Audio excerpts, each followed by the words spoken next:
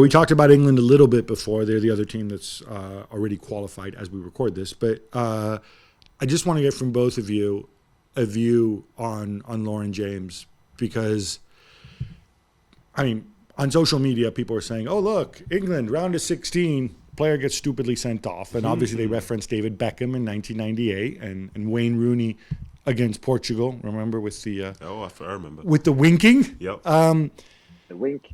So obviously, it was handled a bit differently. Beckham, of course, got absolutely hammered by the media, by fans, by whatever else. There was a certain narrative that went in there.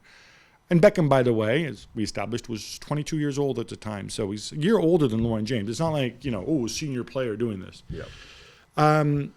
Rooney got a bit of a pass because it was open season on the evil Cristiano Ronaldo and whatever. How do you handle, like, I want to start with you, Lauren. Sorry. Nedum. You were looking a bit feminine. There's nothing wrong being in touch with the feminine side. No. How do you, as a teammate, right? When you, I don't know if you've had teammates who've done things like that and gotten themselves sent off. How do you process it afterwards? You expect them to come and apologize straight away? Is this what a coach would expect? I think it depends on the coach within the dressing room. Or within the locker room or whatever. Like if the coach comes in, for example, and lays into Lauren, that's the tone. You know what I mean? Because she should know better. She's young, yes, but you're talking about incidents that have happened in the past. We've all watched the game. Players these days in my opinion, have a greater understanding of the game at a younger age than, say, I would have done when I was younger. She's also the daughter of a coach. She's somebody who's grown up in football. Who has a brother who's playing for Chelsea. You're involved in this. Yeah. You see it. You're surrounded by experienced players. And you can be sent off in a game, but not like that. You know what I mean? Like, it's ridiculous. It's dirty. Especially when you think about how your team wasn't having the best of days anyway. Like, what you're trying to gain from doing that. So I think, as I say, if the coach comes in and sets the tone and really lays into her, then that is it. You as a player, you want to see what she's going to say. Is she going to be apologetic? If she's apologetic and, deeply sorry for what she's done, then, you rally around them. But I would personally hate it if someone came and put their arm around her and said it's okay, everything will be okay, because you've gone to Australia to win the tournament. And somebody's done something which they didn't need to do, which could have affected it, and now affects the team going forward, because she started every game so far. So somebody is being trusted to start, but then you do that within the game. Like, I personally wouldn't be happy.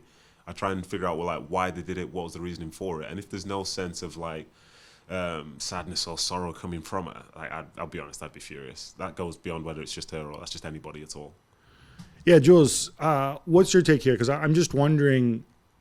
Certainly the coach's reaction is going to matter. I would assume some of her veteran teammates, obviously Leah Williamson not there, but you've got Lucy Bronze, you've got other experienced players. How do they handle this?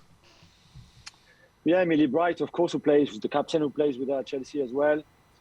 I think it's unacceptable. I think there's still Dave Johnson, who is our ESPN kind of referee rules guy, was telling us in the World Cup WhatsApp group that we have that it could be a 3-match ban, but it would be a 1-match ban straight away, and then FIFA are going to look into it to see if they extend it to 3. It's very likely there's going to be 3, but he was saying that there's a chance that it might not be 3 games.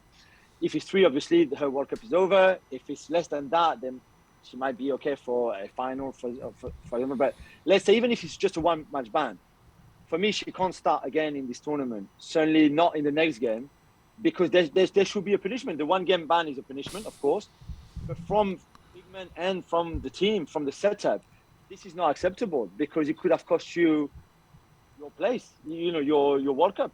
Now they got through, okay, and I'm sure it's a big relief for the team and for Lauren James herself, but you can't do that. Certainly not at that level, at any level. But you just can't do. And Nedum is right. You can be sent off. A lot of people have been sent off many times, but not for something like that. Not again on this stage.